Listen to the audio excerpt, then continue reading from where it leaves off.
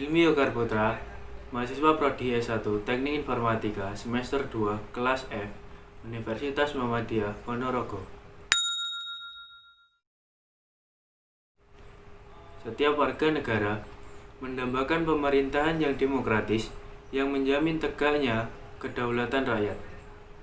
Hasrat ini dilandasi pemahaman bahwa pemerintahan demokratis memberi peluang bagi tumbuhnya prinsip menghargai keberadaan individu untuk berpartisipasi dalam kehidupan bernegara secara maksimal.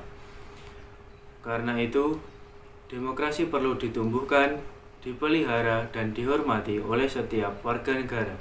Maka, di dalam video ini, saya akan mempresentasikan materi tentang menelusuri konsep dan urgensi demokrasi yang bersumber dari Pancasila. Sebelum membahas demokrasi lebih dalam, alangkah baiknya kita mengerti akan apa itu demokrasi. Jadi, apa itu demokrasi? Secara etimologis, demokrasi berasal dari bahasa Yunani kuno, yakni demos, yang artinya rakyat, dan kratein, yang berarti pemerintahan atau kekuasaan.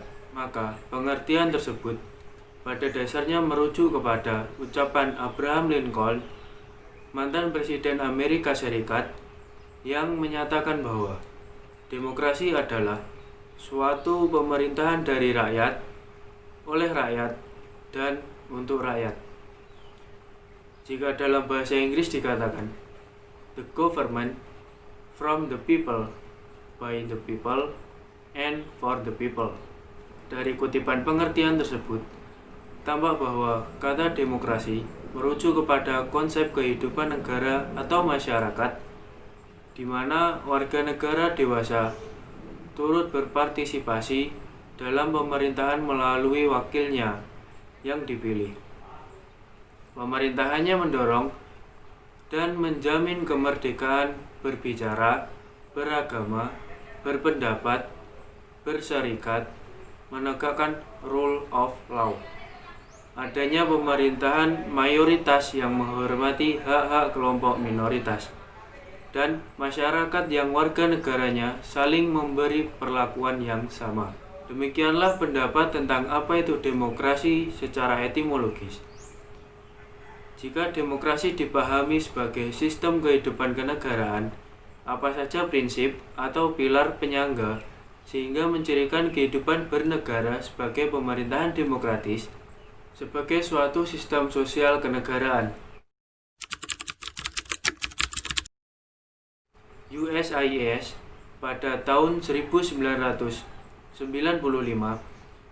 mengintisarikan demokrasi sebagai sistem memiliki 11 pilar, yakni kedaulatan rakyat, pemerintahan berdasarkan persetujuan dari yang diperintah, kekuasaan mayoritas, hak-hak minoritas, jaminan hak-hak asasi manusia, pemilihan yang bebas dan jujur, persamaan di depan hukum, proses hukum yang wajar, pembatasan pemerintahan secara konstitusional, pluralisme sosial, ekonomi dan politik, dan nilai-nilai toleransi, pragmatisme, kerjasama, dan mufakat. Di lain pihak, Sanusi pada tahun 2006 mengidentifikasi adanya 10 pilar demokrasi konstitusi menurut Undang-Undang Dasar 1945, yakni demokrasi yang berketuhanan yang Maha Esa, demokrasi dengan kecerdasan, demokrasi yang berkedaulatan rakyat, demokrasi dengan rule of law, demokrasi dengan pembagian kekuasaan negara, demokrasi dengan hak asasi manusia, demokrasi dengan pengadilan yang merdeka, demokrasi dengan otonomi daerah, demokrasi dengan kemakmuran, dan demokrasi yang berkeadilan sosial.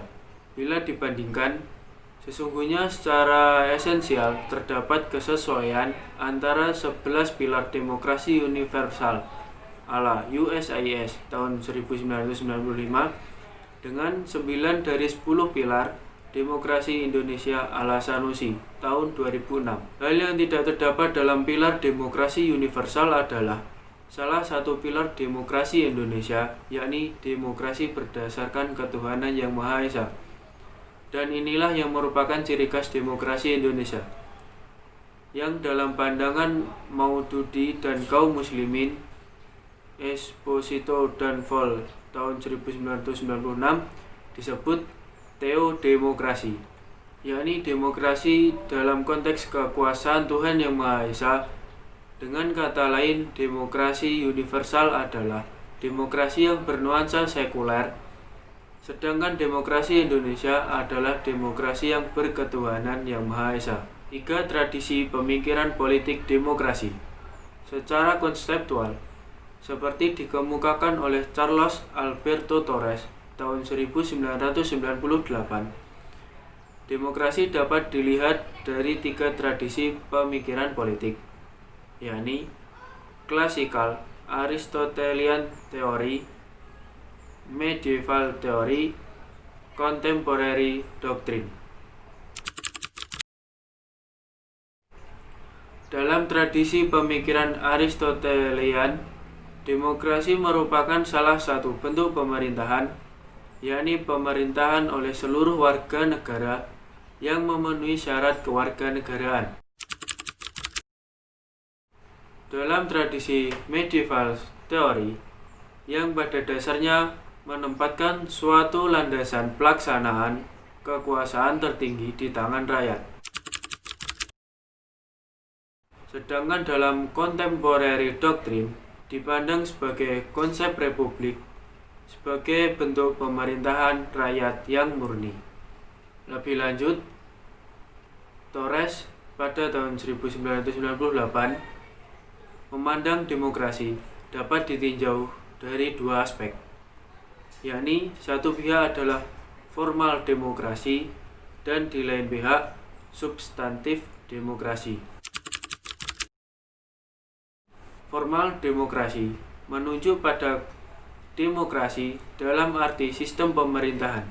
Hal ini dapat dilihat dari dalam berbagai pelaksanaan demokrasi di berbagai negara.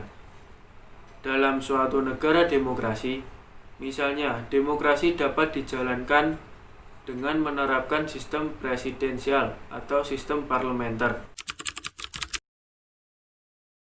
Sedangkan substantif demokrasi menunjuk pada bagaimana proses demokrasi itu dilakukan. Proses demokrasi itu dapat diidentifikasi dalam 4 bentuk demokrasi. Pertama, konsep protektif demokrasi yang menunjuk pada perumusan Jeremy Bentham dan James Mill, ditandai oleh kekuasaan ekonomi pasar, di mana proses pemilihan umum dilakukan secara reguler sebagai upaya untuk memajukan kepentingan pasar dan melindungi dari tirani negara. Kedua, developmental demokrasi yang ditandai oleh konsepsi model manusia sebagai individu yang posesif, yakni manusia sebagai makhluk yang mampu mengembangkan kekuasaan atau kemampuannya. Di samping itu, juga menempatkan democratic participation sebagai central route to self-development. Ketiga, equilibrium demokrasi atau pluralis demokrasi yang dikembangkan oleh Joseph Schumpeter, yang berpandangan perlunya penyeimbangan nilai partisipasi dan pentingnya apatisme, dengan alasan bahwa apatisme di kalangan mayoritas warga negara menjadi fungsional bagi demokrasi karena partisipasi yang intensif sesungguhnya dipandang tidak efisien bagi individu yang rasional. Selain itu, ditambahkan bahwa partisipasi membangkitkan otoritarianisme yang laten dalam massa dan memberikan beban yang berat dengan tuntutan yang tak bisa dipenuhi. Keempat, participatory demokrasi yang diteorikan oleh C.B. Macpherson, yang dibangun dari pemikiran paradoks dan J.J. Rousseau yang menyatakan bahwa kita tidak dapat mencapai partisipasi yang demokratis tanpa perubahan lebih dulu dalam ketakseimbangan sosial dan kesadaran sosial. Tetapi kita juga tidak dapat mencapai perubahan dalam ketakseimbangan sosial dan kesadaran sosial tanpa peningkatan partisipasi lebih dulu. Dengan kata lain, perubahan sosial dan partisipasi demokratis perlu dikembangkan secara bersamaan karena satu sama lain saling memiliki ketergantungan. Seperti dikutip dari pandangan Max Bridge dalam Participation and Democratic Theory Torres 1998, dikatakan bahwa fungsi utama dari partisipasi dalam pandangan teori demokrasi partisipatif adalah bersifat edukatif dalam arti yang sangat luas. Hal itu dinilai sangat penting karena diyakini bahwa pengalaman dalam partisipasi demokrasi akan mampu mengembangkan dan memantapkan kepribadian yang demokratis. Oleh karena itu, peranan negara demokratis harus dilihat dari dua sisi, yakni demokrasi sebagai method and content. Sepanjang sejarahnya, demokrasi telah dan akan terus mengalami perkembangan yang dinamis. Sejalan dengan dinamika perkembangan pemikiran manusia mengenai kehidupan bermasyarakat, berbangsa, bernegara, dan bermasyarakat global. Pemikiran tentang demokrasi Indonesia.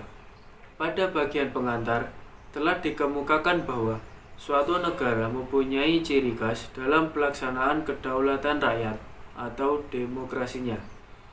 Hal ini ditentukan oleh sejarah negara yang bersangkutan, kebudayaan, pandangan hidup, serta tujuan yang ingin dicapainya. Negara Indonesia telah mentasbihkan dirinya sebagai negara demokrasi atau negara yang berkedaulatan rakyat.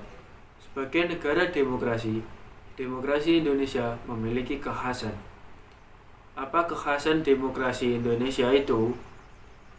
Menurut Budiarjo dalam buku Dasar-Dasar Ilmu Politik tahun 2008, demokrasi yang dianut di Indonesia adalah demokrasi yang berdasarkan Pancasila yang masih terus berkembang dan sifat dan ciri-cirinya terdapat berbagai tafsiran dan pandangan. Meskipun demikian, tidak dapat disangkal bahwa nilai-nilai pokok dari demokrasi konstitusional telah cukup tersirat dalam Undang-Undang Dasar NRI 1945. Apakah sebelum muncul istilah demokrasi Pancasila, bangsa Indonesia sudah memiliki tradisi demokrasi? Ada baiknya kita ikuti pendapat Dr. Andes Muhammad Hatta yang dikenal sebagai Bapak Demokrasi Indonesia. Tentang hal tersebut, menurut Dr. Andes Muhammad Hatta, kita sudah mengenal tradisi demokrasi desa. Demokrasi desa atau desa demokrasi merupakan demokrasi asli Indonesia yang bercirikan 3 hal, yakni 1. Cita-cita rapat, 2. Cita-cita masa protes, dan 3. Cita-cita tolong-menolong. Ketiga unsur demokrasi desa tersebut merupakan dasar pengembangan ke arah demokrasi Indonesia yang modern. Demokrasi Indonesia yang modern adalah daulat rakyat. Tidak hanya berdaulat dalam bidang politik, tetapi juga dalam bidang ekonomi dan sosial. Pentingnya demokrasi sebagai sistem politik kenegaraan modern. Mengapa demokrasi yang dipilih sebagai jalan bagi bentuk pemerintahan guna mencapai tujuan bernegara yakni kesejahteraan? Demokrasi sebagai bentuk pemerintahan pada awalnya dimulai dari sejarah Yunani kuno. Namun demikian, demokrasi saat itu hanya memberikan hak berpartisipasi politik pada minoritas kaum laki-laki dewasa. Demokrasi di mata para pemikir Yunani kuno, seperti Plato dan Aristoteles, bukanlah bentuk pemerintahan yang ideal. Mereka menilai demokrasi sebagai pemerintahan oleh orang miskin atau pemerintahan oleh orang dungu. Demokrasi Yunani kuno itu selanjutnya tenggelam oleh kemunculan pemerintahan model kekaisaran Romawi dan tumbuhnya negara-negara kerajaan di Eropa sampai abad ke-17.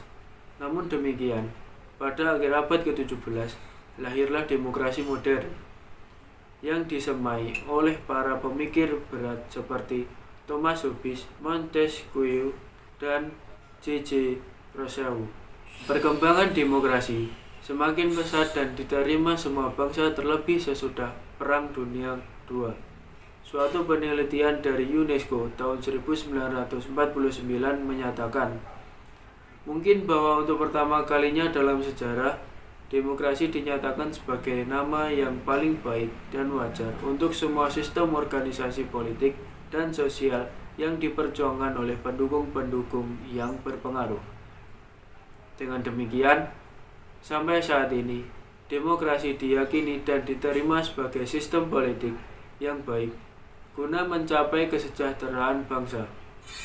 Hampir semua negara modern menginginkan dirinya dicap demokrasi, sebaliknya akan menghindar dari julukan sebagai negara an-demokrasi. Lalu, apa pentingnya demokrasi sehingga menjadi pilihan banyak negara? Adakah pilihan lain yang lebih baik guna mencapai tujuan bernegara, yakni kesejahteraan dan keadilan rakyat? Berikut ini contoh pendapat warga mengenai pentingnya demokrasi. Pentingnya demokrasi. Mengapa kehidupan demokrasi sangat penting dikembangkan dalam kehidupan bermasyarakat? Karena demokrasilah yang memegang peranan penting dalam masyarakat dan dalam tata aturan suatu negara. Tanpa adanya demokrasi di suatu negara dan segala sesuatunya diatur oleh pemerintah, maka hilanglah kesejahteraan masyarakat dan kacaulah negara tersebut. Demokrasi sangatlah penting dan diperlukan masyarakat. Tidak hanya sekedar pemerintahan yang memegang kendali dalam pengaturan suatu negara. Perlu adanya masyarakat yang komplement, mendukung, dan masyarakat perlu terlibat dalam pembangunan suatu negara demi terciptanya kemakmuran dan kesejahteraan negara. Dengan demokrasi, tak ada saling ingin menang sendiri, saling memaksakan kehendak, saling menghina, saling melecehkan, saling menjatuhkan. Yang ada saling menghargai, saling menghormati, saling mengerti, saling menerima pendapat orang lain, saling lapang dada, saling tenggang rasa, dan kehidupan yang nyaman pasti akan tercipta. Mungkin sekian presentasi dari saya mengenai menelusuri konsep dan urgensi demokrasi yang bersumber dari Pancasila.